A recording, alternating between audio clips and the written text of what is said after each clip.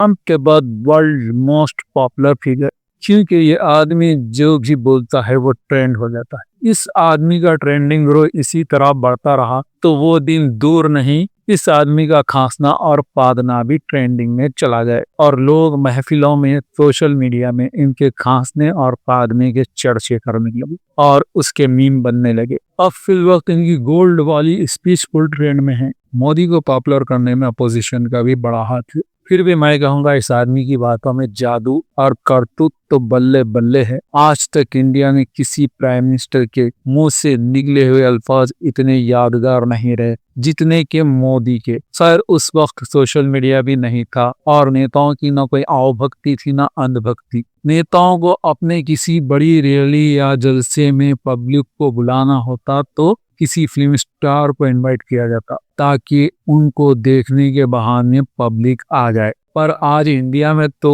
A to Z Modi Modi Modi का trend है। इस ट्रेंड में दोस्तों और मुखालिफिन दोनों ने जबरदस्त भूमिका निभाई है। लेकिन इस गोल्ड वाली स्पीच मुझे तो बहुत अच्छी लगी क्योंकि पहली बार इन्होंने सलामती की चाल और बजट में रहने की नसीहत की। यानी सोने की खरीद एक और पहलू है। जब संकट आता था, कोई युद्ध होता था तो लोग देश हित में सोना दान दे देते थे।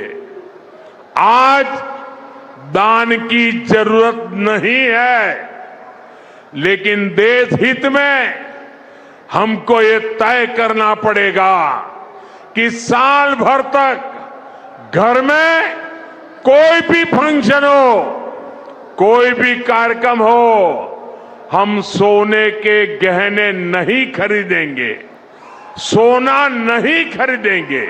साथियों, हमें पेट्रोल डीजल का उपयोग कम करना होगा। शहरों में जहां मेट्रो है वहां हम तय करें कि हम मेट्रो का ही उपयोग करेंगे, ज्यादा से ज्यादा मेट्रो में ही जाएंगे। अगर कार में ही जाना जरूरी है तो फिर कार पूल करने का प्रयास करें और भी लोगों को साथ बिठा ले। इसमें कहीं भी एतराज करने वाली बात तो नहीं लगी। बेफजूल एक आदमी कार में बैठकर ऑफिस आ रहा है, उसके साथ अगर और 3 दोस्त जुड़ जाएं तो 4 लोग एक साथ ऑफिस आ सकते हैं अगर एक ही ऑफिस के है तो। हर रोज कोई ना कोई अपनी कार ला ले, इस तरह ट्रैफिक में भी फर्क पड़ जाएगा और पेट्रोल की बचत भी हो जाएगी और रास्ते में कुछ खट्टी मीठी बातें भी हो जाएगी। फजूल के खर्चे से बचने की बात की गई। हाँ, हो सकता है उसके पीछे पीएम का कोई सही या गलत मकसद हो, पर जाहिरी तौर पे तो बात आम आदमी के लिए फायदे वाली है। पर सुख से ज्यादा गोल्ड वाली बात पे वावैला मचा हुआ है। गोल्ड हमारी कंट्री में डेली एवरेज में पब्लिक द्वारा 2 टन खरीदा जाता है और चाइना में 2.5 टन और अमेरिका में 1.6 टन खरीदा जाता है। गोल्ड की खरीदी में सेकंड नंबर पे है हमारी कंट्री। वैसे अमेरिका की लेडीज गोल्ड की नहीं हीरे की शौकीन होती है, 1-1 किलो आधा किलो गोल्ड नहीं पहनती। फिर भी इतनी जो अमेरिका में गोल्ड की खरीदारी होती है वो सिर्फ ट्रेडिंग के लिए होती है। हाँ, तो अपने इंडिया के लोग डेली एवरेज में 2 टन गोल्ड खरीदते हैं, जिसकी कीमत जोड़ते जोड़ते जीरो लगाते लगाते थक जाओगे। इसकी कीमत होती है लगभग 33,000 करोड़, लगभग 33,000 करोड़ के ऊपर। अब मिस्टर पीएम 1 साल के लिए ये ना खर्च करने की बात कर रहे हैं, तो इसमें बड़े बड़े इकोनॉमिस्ट और अपोजिशन अलग अलग राय कायम कर रहे हैं कि इसके पीछे इनका ये मकसद है, फला फला। जो भी प्लान होगा वो अलग बात है, वो तो इनकी शराफत है जो प्यार से राय दे रहे हैं, वरना ये थप्पड़ मार के भी दे सकते हैं। अगर इनकी थप्पड़ भूल गए तो याद करो नोटबंदी।